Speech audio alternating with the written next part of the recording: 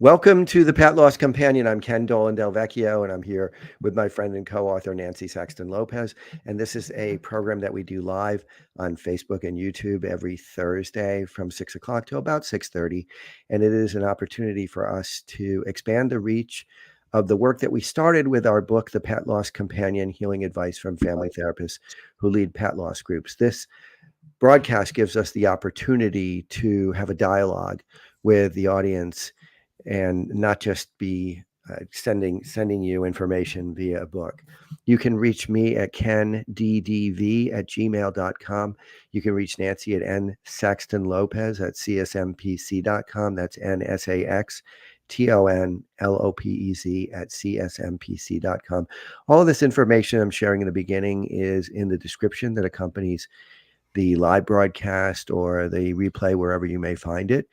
And you can write to us and tell us a story that it's okay for us to share with others, either on the broadcast or on our Substack post, or you can tell us that you don't want us to share it. We'll write back to you in either case. You can tell us there are certain things you can share and certain things you can't. That's fine as well. Also, you can suggest guests. You can suggest yourself as a guest. You can suggest topics as well. If you'd like to read our email correspondence, we now have a Substack post where we put all of our correspondence with our audience members who have shared with us and have okayed us sharing, and also all of the photographs, the beautiful photographs that they send to us. This is one of the ways that you can support us, actually, is to subscribe on the Substack, because there's a small fee. It's $5 a month to be a subscriber. And you can also support our program in a number of other ways, through Venmo, through PayPal, through a monthly subscription on Spotify. All of the above are in the program description. We'd like you to know that this program is a friend of Dakin Humane Society in Springfield, Massachusetts. Dakin does a lot of stuff that is helpful to human beings and the connection that we have to our animal family members. And one of the programs that they sponsor is a cost-free Zoom pet loss support group that I facilitate, and I do it on the second Tuesday of the month. It runs from 6 p.m. to 7:30 p.m. Eastern time, and the next one is going to be May 14th, and there's an RSVP link in the program description if you are interested in joining. And again, I'll tell you, it's cost-free.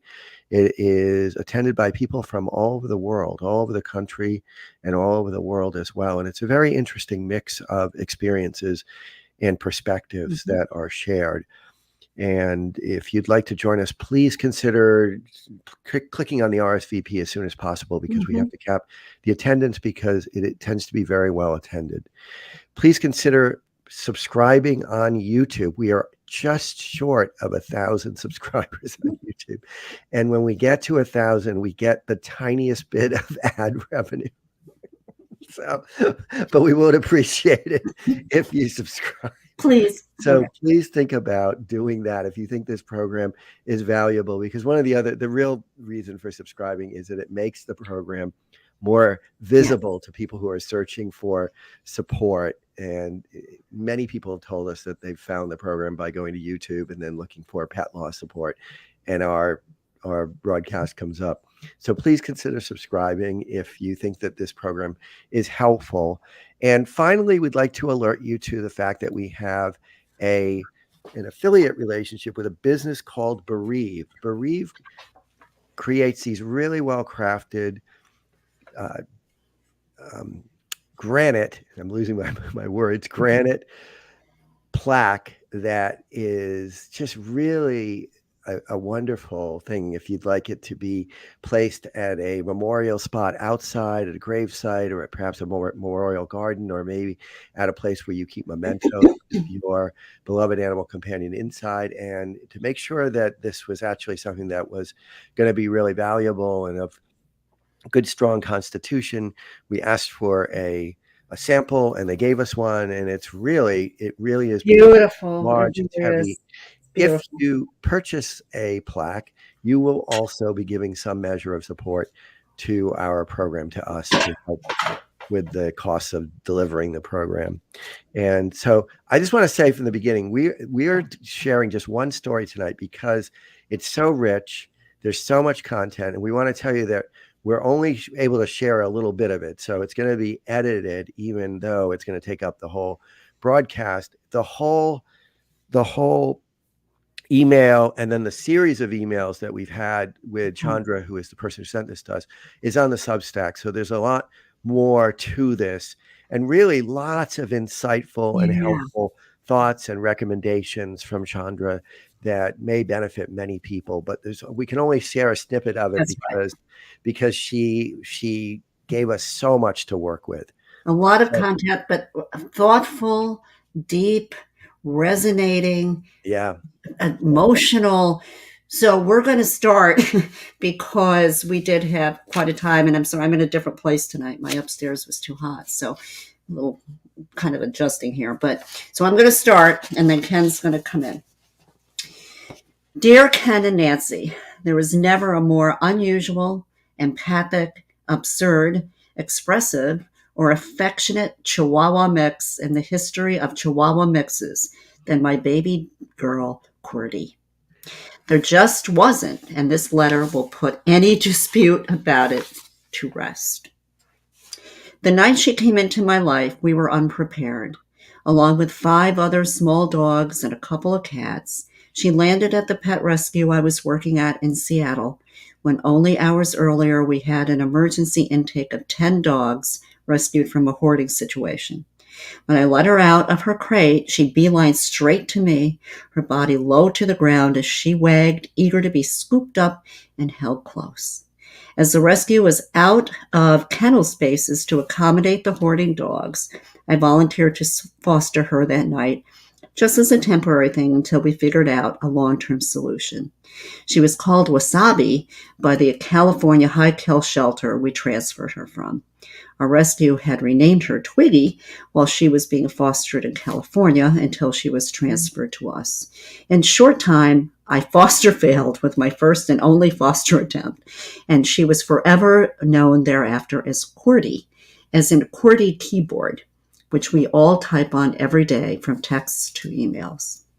I wasn't looking for a dog, and the timing was wrong in every way. But how could I resist her sweetness, her endless affection? How could I know this little, best guess, 3-year-old girl came to me potty-trained, crate-trained, leash-trained, even-tempered, quiet, cuddly, easygoing, great on car rides, people-loving, angelic at vet visits, comfortable with being bathed in the kitchen sink, free of bad dog habits like eating poo, chewing up furniture, digging through trash, barking at everything. No judgment, just saying. Instead, she came fully loaded with kisses, happy fits, and an emotional intelligence so developed, I haven't seen it in most humans. I hit the jackpot when it comes to rescue dogs. She was perfect in every way. She came to me with a mysterious past, presumably at least several years of belonging to someone else before she wound up at the kill shelter. I don't know why she was surrendered, but she clearly had a human because she was wonderful with people and showed prior training. One thing I do know is that her tail had a permanent kink in it that made it curl like a pigtail and made her wags even cuter. But we always suspected it was from an old injury that just didn't heal right. I don't know what her life was like, except that she was terrified of the sound of laundry being shaken out as it's folded. The snapping of a towel made her shake and cower. I took care to avoid this and other things that frightened her, which, due to her strong and resilient little spirit, were thankfully very few. She was amazing at withstanding stressful situations without complaint, often acting as my support without concern for herself. She was stronger and better at coping than I was much of the time. Towards the end of her life, her smallness was a benefit, allowing me to carry her during her walks when she would quickly tire out. We continued our walks as before, but in my arms for most of the way. She didn't mind it one bit, leaning back to feel the sun on her face, her snoot twitching to gather all the information floating in the breeze. We stopped a lot to enjoy the warm light and fresh air, not rushing the journey. When she came into my life, my marriage to my college sweetheart was ending. We were still best friends, but going separate ways. Qwerty made herself indispensable during this period as I struggled with the expensive and stressful separation and the overpowering loneliness that followed. I brought her to work with me every day at the rescue, and any time outside my band was devoted to her. We were the center of each other's worlds. Neither of us knew that on top of my divorce and financial ruin, I was living with an undiagnosed and untreated mental health disorder. When it all really got up on top of me, she was the reason to keep going. When I couldn't find the way to love myself, I always loved her. That was enough to get me through that painful time. Less than a year later, I met the man who would eventually be her papa, who had 2 female dogs of his own, both raised from puppies, Charlie, his German Shepherd Akita mix, and Georgie, a Chihuahua Terrier mix.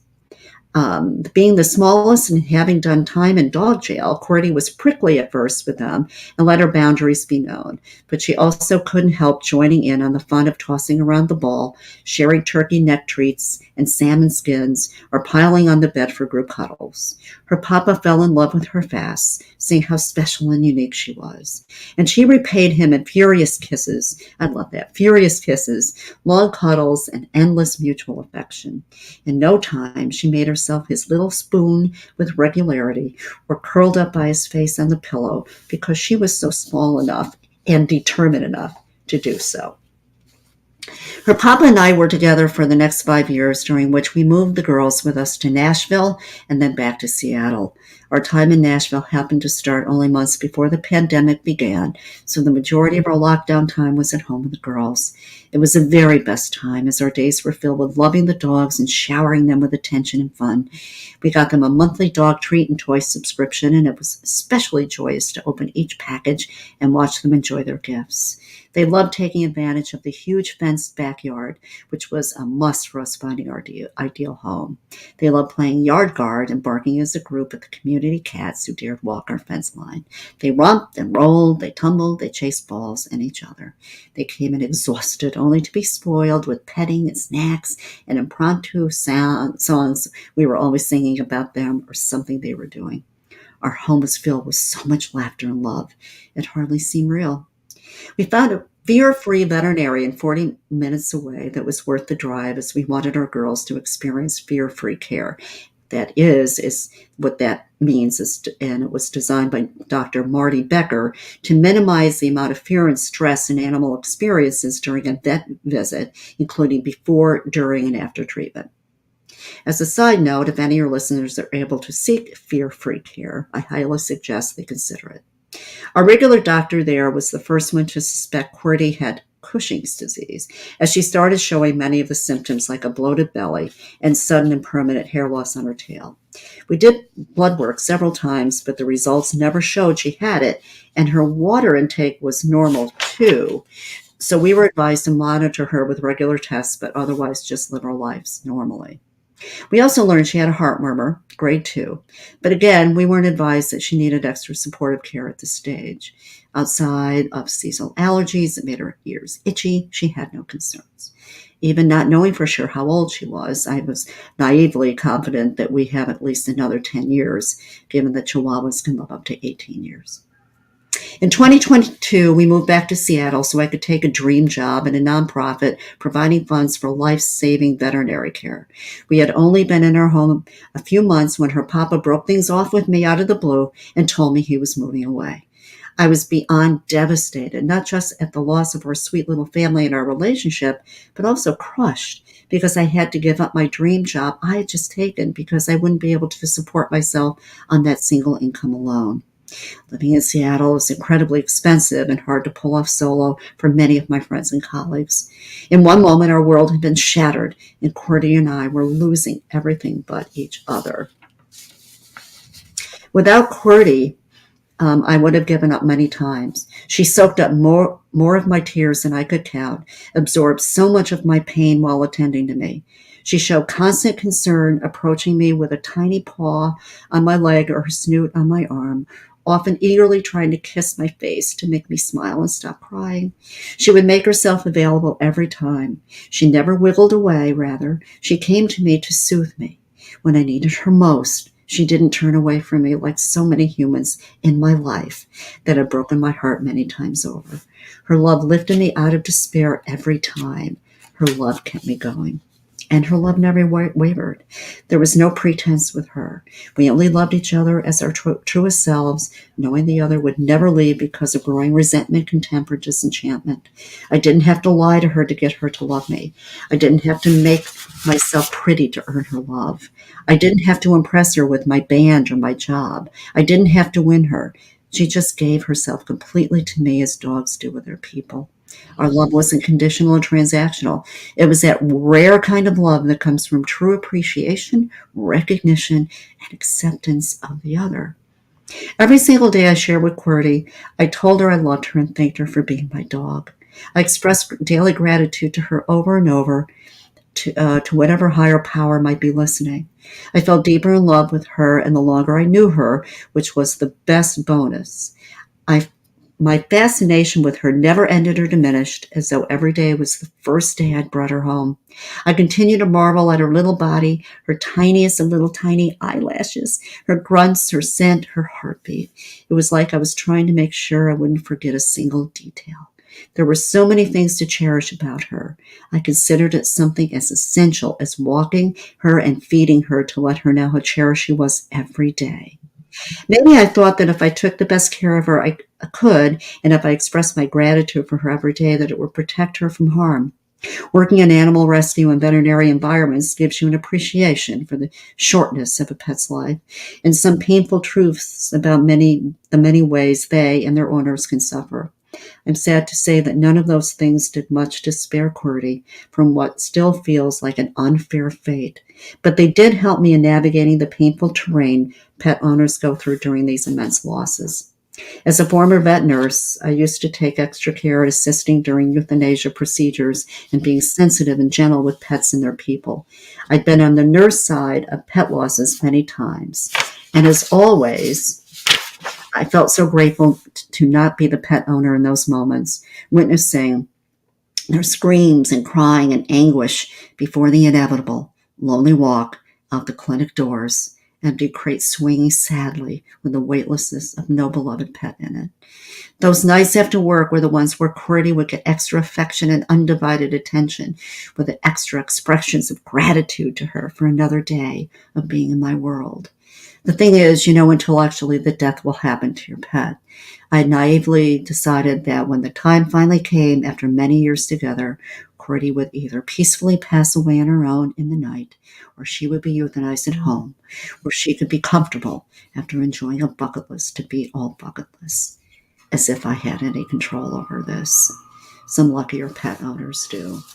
While working at the vet clinic, I was offered a totally unexpected career opportunity that I couldn't turn down. It fell into my lap as a friend was leaving his position. It would pay more than any job I'd ever had, with amazing benefits. The only strike against it was having to be away for Qwerty for 10 hours a day, Monday through Friday. Not just being away from her, but leaving her alone in my room. She hadn't been alone for long stretches like that her whole life with me, as I was always able to bring her to work with me at my last several jobs, or I'd work from home during the pandemic. Suddenly, she'd have to suffer approximately 50 hours a week alone. It made me so sad to consider, but I justified the decision as being the best move to ensure I could cover the cost of her future care. About a month into my vet job, Qwerty got her Cushing's confirmation during blood work after working with an internal medicine specialist, so I knew the road ahead would be expensive. She now required daily Veterol and would need regular blood work and tests to maintain her health long term. So I took the job and left the vet clinic, and we made the adjustment, and her world got even smaller than before, without the car rides to and from work, without the attention from her mom's coworkers, and without mom herself most of the time.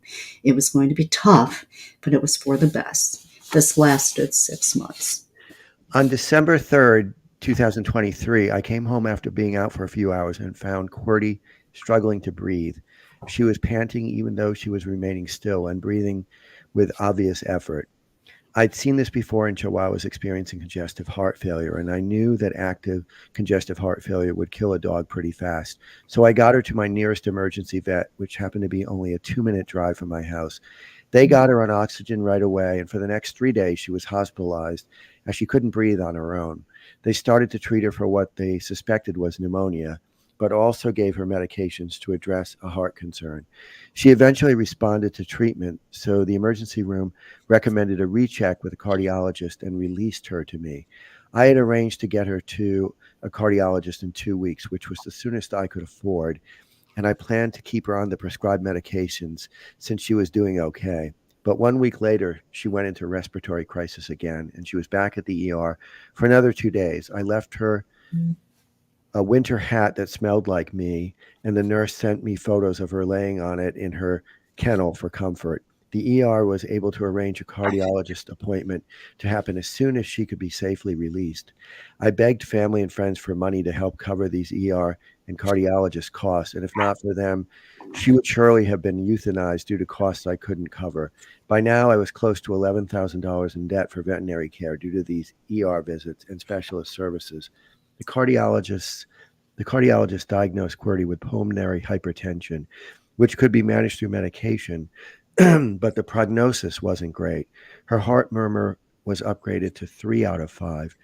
I was told Qwerty's time left would be anywhere from a few months to a year and a half, and that I should be prepared for that eventuality. I was crushed. I felt it wasn't ideal to be apart from her during my long work days, given this diagnosis. What if she went into crisis when I was at work with a 45-minute drive back home? What if she went into crisis and I was at home and I couldn't afford to stabilize her? What if I came home from work one day and she was just gone? For the next 2 months, we spent time together, and I settled into our new normal.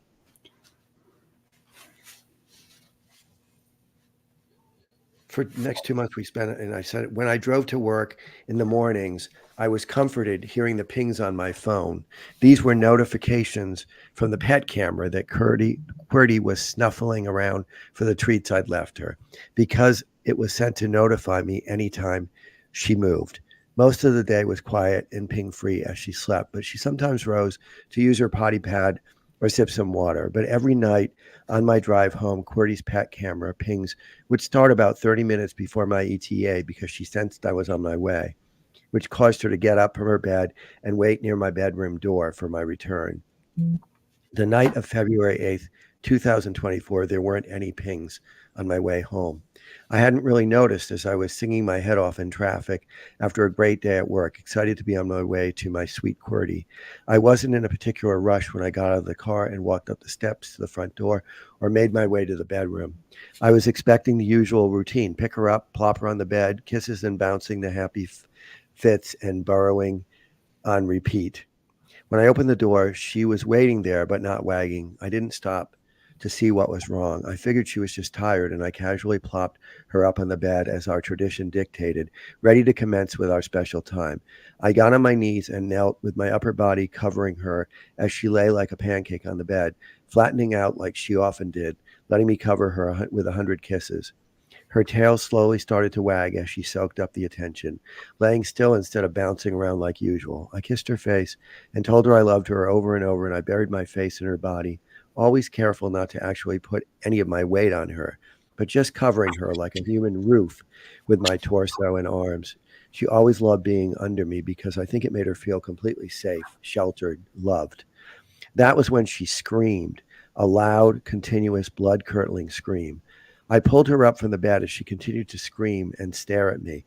Then all at once the screaming stopped and she completely collapsed, her head rolling off to one side, her tongue falling out of her mouth. I screamed her name and shook her to revive her, but she was totally limp, dead weight in my arms. She wasn't responsive and wasn't breathing.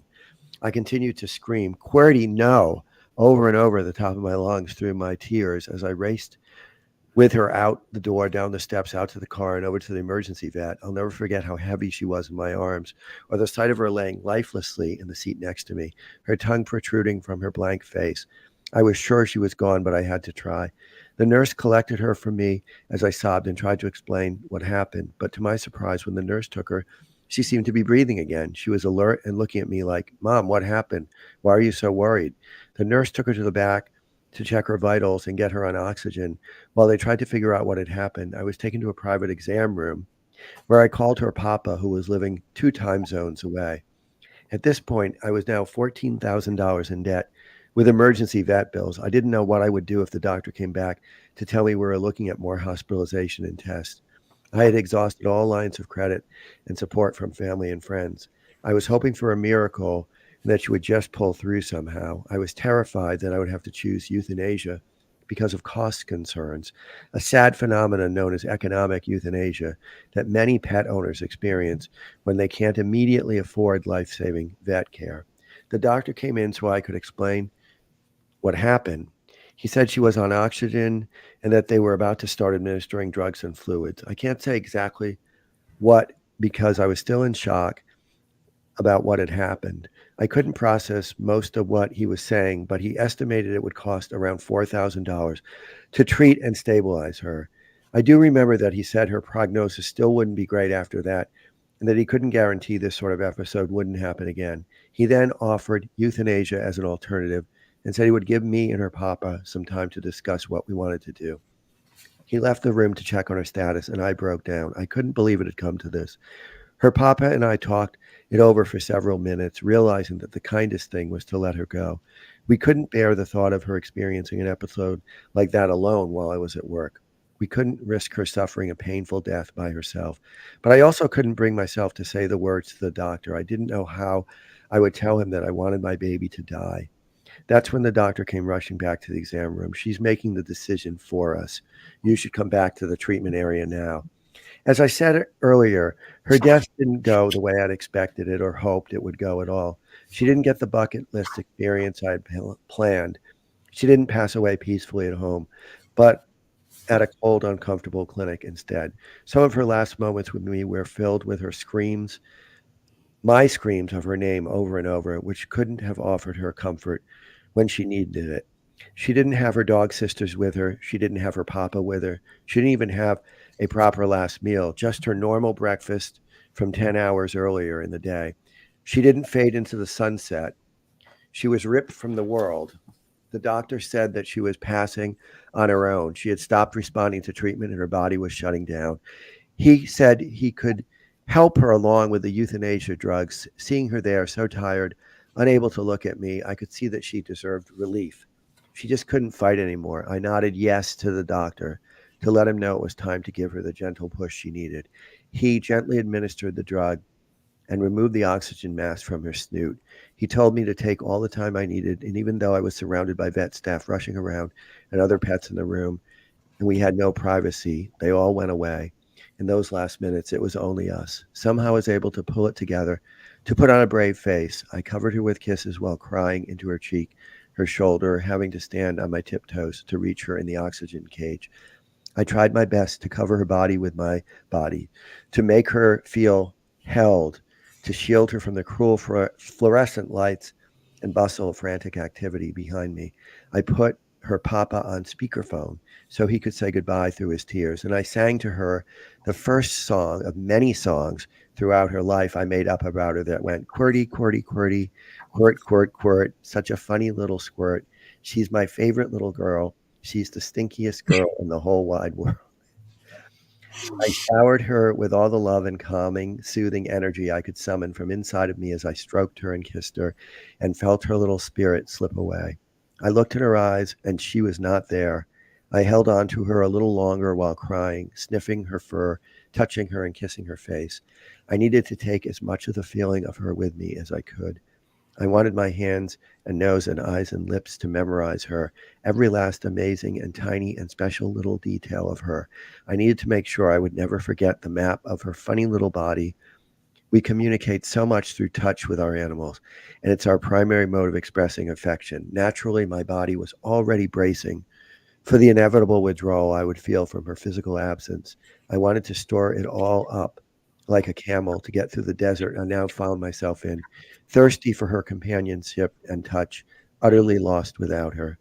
After I said goodbye to her body, I left Qwerty in the back room area to return to the exam room to handle cremation decisions with the nurse. I stopped in the lobby to wait for the nurse when I noticed that The TV, which was never once turned on during the last 3 times I'd been there, was on for a change. And on the TV, of all the actors in the known universe, was Wallace Shawn. It was the actor that we said was equivalent to Qwerty for years. We had said this. Here's Wallace Shawn and Qwerty. To her papa and me, it's always been Wallace Shawn equals Qwerty, and it wasn't just a flash or passing moment. He was in a long scene with another actor. I told her papa what was happening, and he couldn't believe it. I couldn't believe my eyes either. What were the odds that he, of all actors, was the first image I saw after Qwerty died? I was sure in that moment that it was Qwerty trying to communicate with us. I felt like she was saying she was okay, that she was still here with us. I can't believe that was a coincidence. I wasn't looking for a sign when it happened. We'll end there, but as we mentioned, Yeah. there's a lot more, and it's rich and incredibly poignant, and many people will gain from it. So if you have a chance to look at the Substack, that would probably be something that would be valuable for you. We want to thank Chandra enormously for sharing it. Yes, it was a beautiful story. And again, like Ken said, there's so much more to it. But, the whole process, right, of what Qwerty meant to her, he was definitely her little heart dog. And how she went through the process. She made the best, even though Qwerty didn't die as she wanted. She made the best effort to be there and to snuggle with her and comfort her and love her until she slipped away. We just don't have control over when they leave us. We don't have control over it, and it's just the reality of the situation. Yeah. We do have a few comments. Let me just see. So we have Sue saying, "This has made me cry, something I haven't done too much since my Hazel passed 2 weeks ago. I'm I've been sorry. kind of numb. I hope you know how much I loved her. I hope she knew how much I loved her. I don't think I told her every day. I hope she knew. Oh, I'm sure she I'm sure knew. you told her in lots of ways that went beyond words." Thank you, Sue. Hazel knows. We have Prudence saying, "I missed the furious kisses too. What a sweet baby you had. I love the pictures of her little tongue poking out. Sorry that you two had to go through such pain. Dogs are such a gift. Their love immense." Absolutely, Prudence. Thank You you. have Mozzie's mom. "I feel that not being able to give her the last day you envisioned. I imagine you gave her so many beautiful Yeah. ordinary days. She understood. So sorry for your loss. Yeah. What a little sweetheart." Thank you, Mozzie's mom. And Alyssa writes, "It's very traumatizing seeing them like that. You did everything you could. She sounds like the best Chihuahua in the world. I love Wallace. He's funny and comforting in Gossip Girl." That's probably where you saw her, I guess. Thank you, Alyssa. That's good. And then Alyssa also says, "Her last gift to you." So I have to say, this is very reminiscent of when my Isabel died. Mm-hmm. And I believe that Chandra and I have exchanged notes about this. Yes, because And you have little chihuahuas. I got in the car and I turned on the radio, and Mm-hmm. right from the first note, the Rainbow Connection was playing. And that song is very close to my heart. Yeah. And of course, the image of a rainbow and death and the Rainbow Bridge and all. It was quite remarkable. Right from there was nothing else. There was no other speaking or anything, just the first notes of that song. So I do, we don't know how and why this happens, but it happens a lot, that there's these kinds of external Situations. messages that are pretty unmistakable to us. So we wanted to give the whole time to Chandra and Qwerty because there's so much Right. to do this. And so we want to thank you, Chandra, so very much for sharing with us. And thank also for you who have commented. Yeah, That's thank you really all for nice. commenting, and have a good week. And if you haven't already, please do consider subscribing on YouTube, because we're close to that 1,000 mark, which is meaningful. And in any case, the more subscribers there are, the more likely people who would benefit from the program are going to find it. So thank you to everybody who has subscribed. We really appreciate that. we take a great deal of responsibility in knowing that the program is helpful to people, and Yes. this is just it's just evidence of the value of the work that we're doing, and we just are so grateful for that. Yes. Thank you so much.